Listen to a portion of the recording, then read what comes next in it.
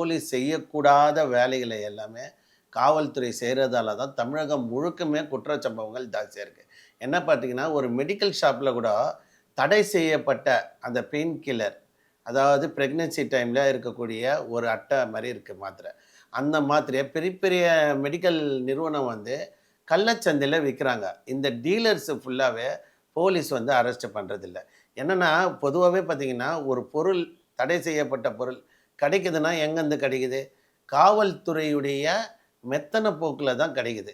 இப்போ பார்த்தீங்கன்னா, அதிகப்படியான இப்போ நம்ம அன்னைக்கெல்லாம் பார்த்தீங்கன்னா, நம்ம ஆளுங்க குடிச்சிருந்தாங்க. ஓரளவு போதை. அது வந்து ஒரு ஸ்பிரிட் மாரி இருக்கும். அது இருந்தது, இன்னைக்கு பரவால்ல. ஆனா, இன்னைக்கு ஸ்பிரிட்ட அதிக அளவுல அந்த சரக்குல கலக்கிறதால, த தலைக்கு ஏறிய போதையில அவனுங்க என்ன பண்றாங்கன்னு தெரியல. 2வது பார்த்தீங்கன்னா, கஞ்சா போதை. கஞ்சாவ வந்து டிடியா எடுக்க மாட்டாங்க. கஞ்சால வந்து ட்ரக்கிஸ்ட்டே இன்னைய வரைக்கும் அரசாங்கம் அங்கீகரிக்கல.